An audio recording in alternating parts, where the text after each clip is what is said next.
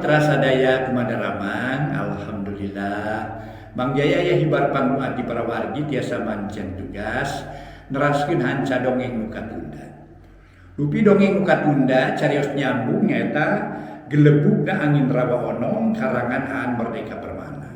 Dikarawas ayeuna nincak bagian ka 105 para wargi sadaya, nincak bagian ka 105. Kitunya tos dugi ka mana cenah dongeng mang bandungan ku anjeun.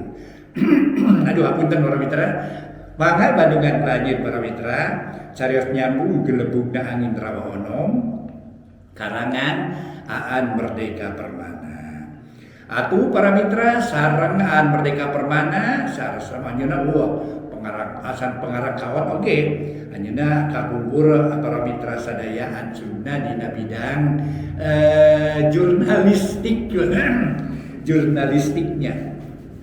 Terus itu jurnalistik jangan wartawan. Oh anjeunna gerak da didinya matras di para mitra. Seueur perjuangan anjeunna dina ngoding naon teh ningkatkeun ajen basa Sunda, terutama majalah-majalah Sunda.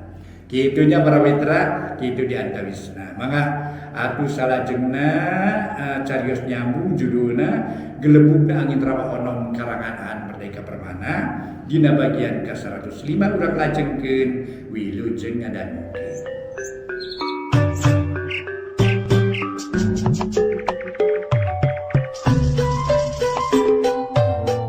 Para mitra pamiarsa, wilujeng tepang dangu sareng acara matu. Dongeng enteng pangbebrahmana. Mang Jaya sapara kanca bade neraskeun hanca dongeng nu katunda kamari, carios nyambung para mitra sadaya nu judulna nyaeta ieu dongeng para mitra karangan Aan Merdeka Permana nu judulna Gelebugna Angin Rawa Ono. Dongengna ayeuna teh nincak bagian ka 105 para wargi. Kumaha nasibna Mang Lendra mangga urang hanca we dongengna etang-etang hiburan pangbebrahmana. Para mitra kaum dangu nu sami-sami ngabandungan ieu dongeng. Ayeuna urang tunda lalampahanna Mang Lendra nu keur digugulung ku Aki Darum sapara kanca. Di parancahan para mitra sadaya, tapi tetep geuning teu inget-inget Mang Lendra teh masih keneh kapiuhan. Awakna mah katingali ngap-ngapan, malah leungeunna ge dicepengan ku juragan Bendarawadana. Ku anjeunna karaos masih keneh aya cenah keteg-keteg cenah nyaeta para mitra nadina mah. Ku anjeunna karaos yen Mang Lendra teh masih keneh hirup. Atuh Lendra teh masih keneh hirup nya geus kitu mah diserenkeun ka Aki Darum. Tadi ge disebatkeun Aki Darum terus-terusan usaha satekah pola pikeun ngubaran Mang Lendra sangkan inget deui sakumaha bihara-bihari. Urang teuneun di handeulem sieum, urang tunda di hanjuang siang paragi nyokot ningalkeun. Mangsa kahareup urang samper deui carita Mang Lendra. Kocapkeun para mitra sadaya urang ngadongengkeun perkara nu parantos katunda lila. Urang ngadongengkeun pangalaman-pangalaman urang Pulo Majeti. Ayeuna urang mireungeuh kajadian-kajadian nu tumiba di urang Pulo Majeti. Anu mana harita urang Pulo Majeti keur ngayakeun pitotama adu hareupan ngalawan wadia balad di Karatuan Burak Setragan. Nyaeta ngaran bangsa Dedemit. Hiji nagara Dedemit para mitra nagara siluman. Hiji nagara Dedemit teh para wargi anu salilana memang manehanana ngaganggu umat manusia. Manusia anu kurang-kurang imana mah babari kaganggu dibibitaan ku rupa-rupa cecenah di antarana, dibibitaan kudunya barana, dibibitaan ku pangkat jeung dibibitaan ku wanita. Kitu diantarana loba nu kabongroy, loba nu bisa dibibitaan, nu antukna dini hiji waktu. Lamun kontrakna geus beres, mangka eta manusia nu cenah para mitra ceuk urang dinya atuh dikubur dikurebkeun kulantaran pupus teh alias maot.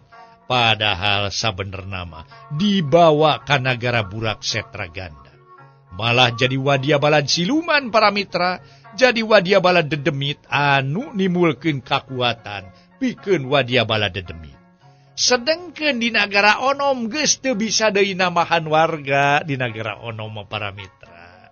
Kitu di antarana nu matak beuki dieu teh dedemit beuki kuat. Atuh ai di negara onoma anger we sakitu, teu aya tamahna teu aya kurangna, warga teh kitu di antarana para wargi.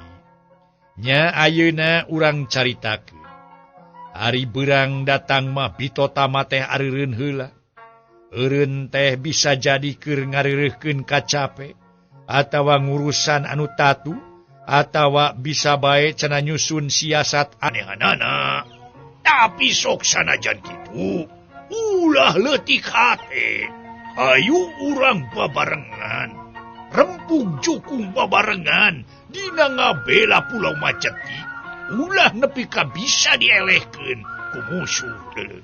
Kitu para mitra, ceuk Patih Wirabangsa.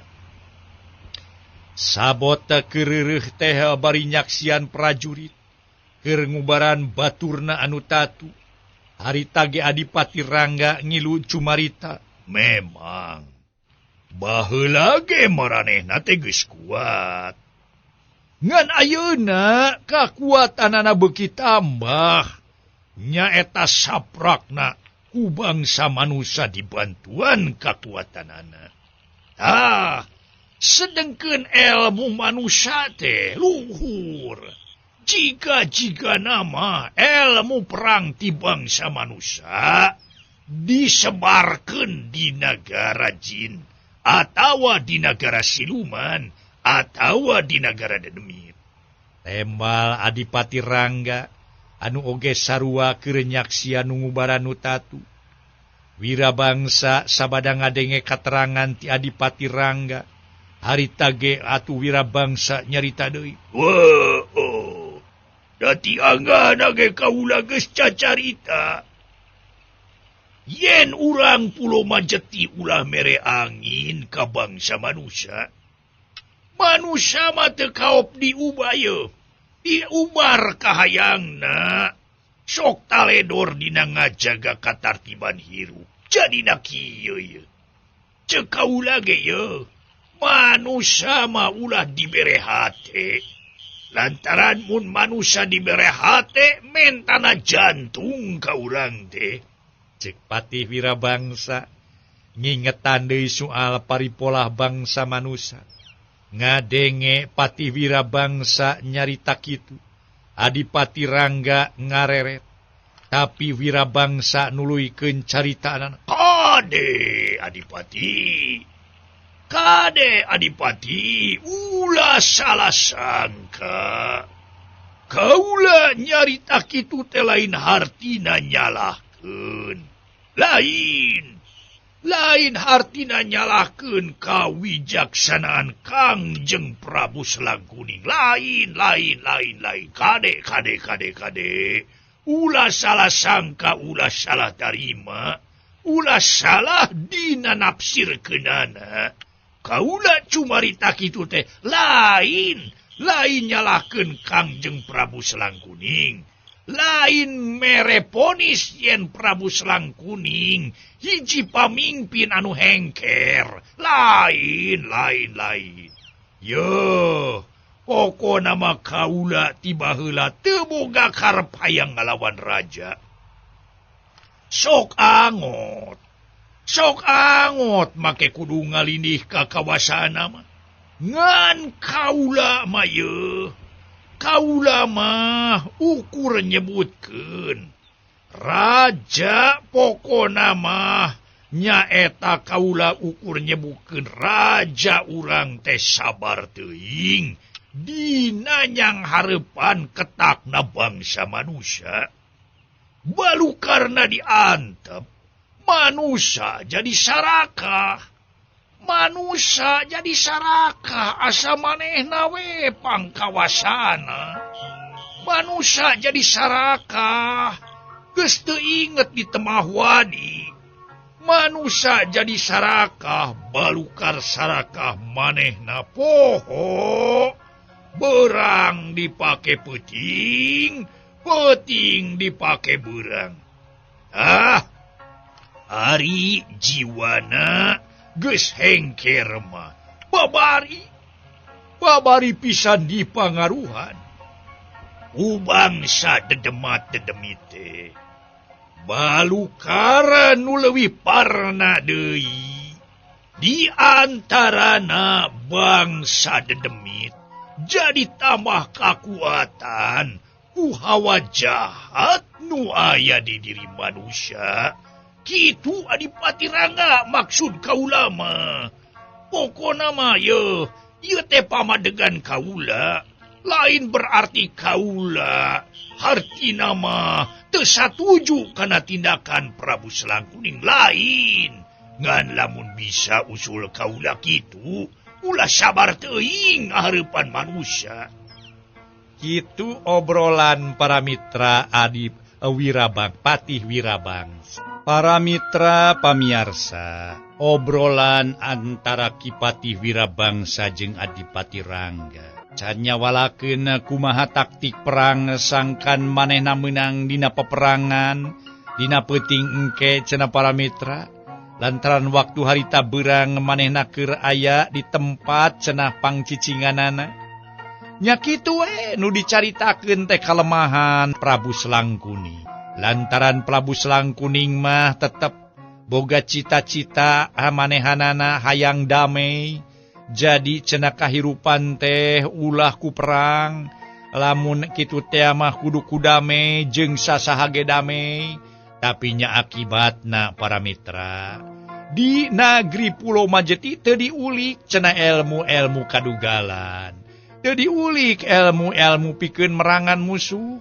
Sabalikna di nagri dedemit, di nagri siluman cenah para mitra, ilmu-ilmu pikeun merangan atawa ngelehkeun musuh teh diulik pisan.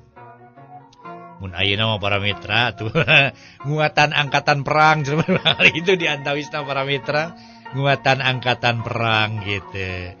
Itu kumaha carana cenah angkatan perang sing kuat. Sangkan ulah kaserang batur gitu. Atau bisa cenah para mitra nyerang ka batur. Aduh, jangan dieu ayeuna gitu. Aduh, kitunya para mitra mangga urang teraskeun deui. Ngabandungan kecap-kecap na Patih Wirabangsa. Adipati Rangga ge tuluy nyarita deui. Kaula ge ayeuna mah jadi sadar. Kaula ge jadi sadar. Yen ucapan andika teh Patih Wirabangsa bener aya benerna. Aya benerna. Ngan bae meureun bedana. Ari kaula mah teu wani togbol ngiriti Kangjeng Prabu. Padahal mun tibareto kaula samiuk kana pamanggihna andika, meureun Kangjeng Prabu bisa digeuing ti baheula mula. Ari ayeuna mah geus kaliwat teuing. Ayeuna mah geus kaliwat lantaran anu keur dihareupan ku urang ayeuna nyata musuh nu sakitu kuatna. Nyata musuh anu sakitu kuatna nu dipingpin ku Ratu Aning-Aning Kingki. Ta eta musuh eta nu keur dihareupan ku urang saka-sakumna. Ta kitu eueuh deui. Eueuh waktu pikeun urang nyaeta ngobrol atawa ngageuing ka Kangjeng Prabu. Tah, nu penting kumaha carana ayeuna urang bisa ngungkulan eta pasukan Burak Setraganda.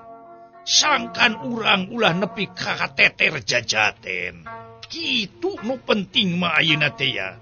Tah, jadi sakali deui eueuh deui iwati urang kudu bisa menang dina ieu peperangan. Sabada urang menang dina peperangan, kakara urang bisa ngelingan Kangjeng Prabu. Atawa saeutik gedena dibawa macangkrama ngayakeun berbayaksa, engke usul-usul ti urang ditepikeun ka Kangjeng Prabu. cek Adipati Rangga. Syukur Adipati, syukur. Ayeuna mah geus kapikir ku Adipati, yen urang ngiriti karaja teh lain hartina deuk baha, sokomo make deuk ngalindih jiga ceuk panyangka. Urang kikieuan teh alatannya ka nagara Pulau Majeti atuh sabenerna mah. Kitu di antara nama. Urang kikieuan teh nyaeta mere saran ka Kangjeng Prabu teh. Wah deui iwati ngarasanya ka urang Pulau Majeti. Kitu tah. Cek Patih Wirabangsa tur diunggekan ku Adipati Rangga. Kaula ge teh nuding. Kaula ge teh nuding yen Andika boga culika ka raja. Ngan lamun teh mah kamari-kamari Andika ngalaman digebluskeun ka pangberokan. Dabungan we talajak anak Andika. Nu ngaran Jaka Sampireun nyieun lampah teu uni. Pan manehna teh geus campelak. Manehna geus campelak hayang ngaganti nu nyicingan singgasana karaton Pulau Majeti. Malah mah di nagri Dedemit mah geus terkenal Kangjeng Prabu Jaka Sampireun. Da ieu nu ngakibatkeun atuh Ki Patih Andika digebloskeun, dijebloskeun ka panjara teh. Jadi sabenerna mah Andika teh nyaeta pokona mah katempuhan buntut maung. Kari-kari anak Andika nyieun kalakuan teu uni, jadi karaman nu bakal ngaganggu ka Pulau Majeti, nya bapana dicarak dalem. Kitu di antara nama, lain berarti Andika kabaudkan eta pasualan. Lain kitu tadi antara nama. Cek Adipati Rangga, Patih Wirabangsa ge timbang gogodeg. Atuh harita ge para mitra sadaya. Tuluy Patih Wirabangsa harita teh nyarita deui. Atuha nyaritana tina perkara anu aya patula patalina naon sababna manehna dijebloskeun cenah para mitra sadaya ka panjang. Perkara ngadongengkeun nyaeta Jaka Sampireun anakna Patih Wirabangsa. Satusna Ki Patih Wirabangsa ge cumarita, kaula ge surti Adipati. Naon sababna pangna eta budak teh nyolo wedor tina bebeneran. Tadina maksudna mah hayang bumela ka kaula. Sabab loba pamanggih kaula nu jadi bapana tara digugu ku Kangjeng Prabu. Ngan bae bumelana kaleulewihi nepikeun ka kaula mah malah jadi pokona mah jadi ambek we kaula teh. Yo, kaula mah terus terang bararait teuing. Ai kudu boga pola ngerebut kakawasaan. Terus terang kaula mah teu boga cita-cita model kitu. Lantaran kaula mah geus ngarasa genah tumanina jadi papati. Teu hayang kaula mah pokona mah ngaheuyeuh dayeuh ngolah nagara. Teu hayang kaula mah nyakrawati ngabahu denda di negara. Geus aya raja nu katelah Prabu Selanguni. Kaula mah geus ngarasa cukup jadi papati. Tah kitu nu matak oge. Tah ieu nu nimulkeun masalah. Jiga nama anak kaula teh bumela ka bapana. Ngan hanjaka tadi jadi sebut kaleulewihi. Terus terang ye kaula ge nyaah ka nagara. Tapi henteu hartina kaula kudu rebut kana kakawasaan Adipati. Cek Patih Wirabangsa. Nya kaula ge ngarti. Cek Adipati Rangga. Sabot keur guntreng ngobrol torojol Angga Wira datang. Ari Angga Wira teh nyaeta anakna Adipati Rangga. Anu kungsi dalit sosobatan jeung Jaka Sampireun. Barang datang teges cedok nyembah bari sakalian ngalaporkeun hiji kajadian. Tiwas ama, tiwas ama. Omongna bari cedok nyembah deui. Montong waka gempeur. Montong aga gempeur Anggawira. Sok. Montong waka gempeur. Naon maksudna naon. Sok laporkeun ka ama teh. Naon anu ku Andika deuk dibejakeun. Jeung naon maksudna pangna Andika nyebutkeun tiwas teh. Sok caritakeun, blak-blakan ka ama nyarita. Montong aya nu didingding kelir di sinang siroka. Blak-blakan caritakeun ka ama. Sok caritakeun. Ulah aya nu dikilungan, naon nu jadi tiwas teh. Saha nu geus tiwas? Jeung kumaha maksudna eta tiwas teh. Cing sok caritakeun ka ama.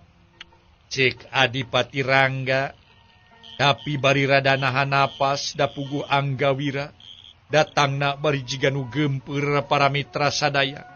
Manehna rek ngalaporkeun kajadian nu tumiba cenah para wargi di pangperangan teh. Atuh puguh we harita ge gempeur Anggawira teh. Aduh, kumaha nya ama? Abdi teh rada gempeur ama, jisim abdi teh aduh. Pade ngalaporkeun teh sungguh. Kumaha atuh? Aduh jisim abdi teh gempeur ama, gempeur. Tong gempeur ceuk ama ge. Sok kadinya Angga, geura caritakeun Angga. Pan Angga teh anak ama, dididik ku ama, pikeun bisa nyarita, pikeun tegernya hate, bisa atuh ngusulkeun naon-naon, nu perlu diusulkeun jeung dicaritakeun. Ayeuna aya masalah naon, sok caritakeun ka ama ulah asa-asa ulah ragu-ragu. Aya soal naon, sok. Ku ama baris ditampung. Ku ama baris ditampung sing sakur kajadian nu tumiba ka hideung. Soal naon jeung saha jeung nu tiwas teh atuh. Cing sok caritakeun ayana kene. Para mitra anu mulia nu sami-sami ngabandungan ieu dongeng.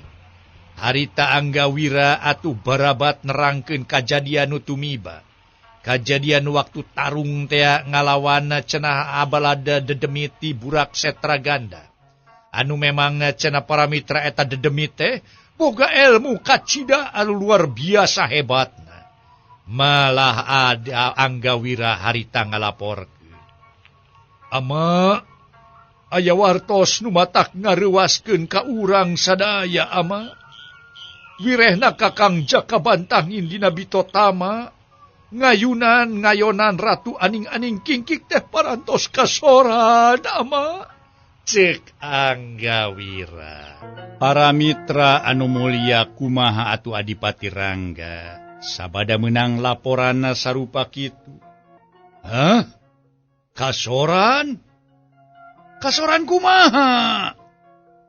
Nah maksuda Andika teh si Bantangin paeh dianiaya ku eta ratuna dedemit?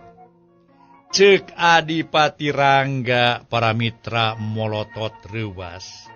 Barang ngadenge katerangan cenah para wargi sadaya, yen Raden Jakabantangin kasoran. Atuh para wargi harita Anggawira nuluykeun caritaanana, nuluykeun laporanana. Teu kawartoskeun maot mah ama. Da ayeuna ge nuju digulang gaper ku bangsa manusia. Panginten mana kitu ge teu maot ama. Dadun digulang gaper ku bangsa manusia kitu diantawisna mah. Janten harita teh aya wartos yen Raden Jakabantangin muhun pun Kakang Raden Jakabantangin tarung ta sareng Ratu Siluman teh. Sedengkeun Ratu Siluman Aning-aning Kingkik ama ge uninga. Kumaha ilmu pangaweruhna, kumaha matihna ilmuna, sareng deui wah sanes bantrak-bantrakeun ama. Tah, sareng deui mah beuki dieu. Eta kerajaan dedemi teh nu namina Burak Setraganda. Sareng kerajaan-kerajaan siluman sanesna, mangkin dia teh mangkin hebat wae ama. Ilmu-ilmuna, waduh, luar biasa. Sanes bantrak-bantrakeun ama. Urang teh aya di sahanapeun maranehanana, dina ilmu panemu jampe pamake urusan perang ama. Tah kitu moy oge. Tah ayeuna kalaporan perkawis Kakang Jakabantangin. Anjeunna aya di alam manusia ama. Namun nuju di gulang gaper tah Raden Jakabantangin teh. Tembak Anggawira. Matak longsong ngadengena keur Adipati Rangga. Dibejakeun cenah Jakabantangin masih keneh aya di kieuna. Masih keneh hirup ngan keur di gulang gaper cenah di nagara manusia. Oh, atuh syukur we.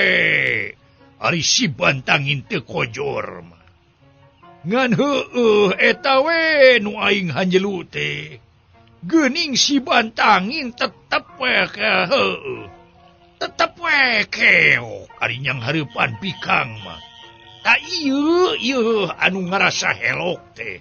Nu ngarasa heran mah aing teh ieu. Naon sababna kangaranan si Bantangin eleh ku bikang? Cek Adipati Rangga gogode. Namung ama da Kakang Bantangin teh sanes kawon dumeh kabong roy. Uka gelisan Ratu Aning-aning kingkik ama.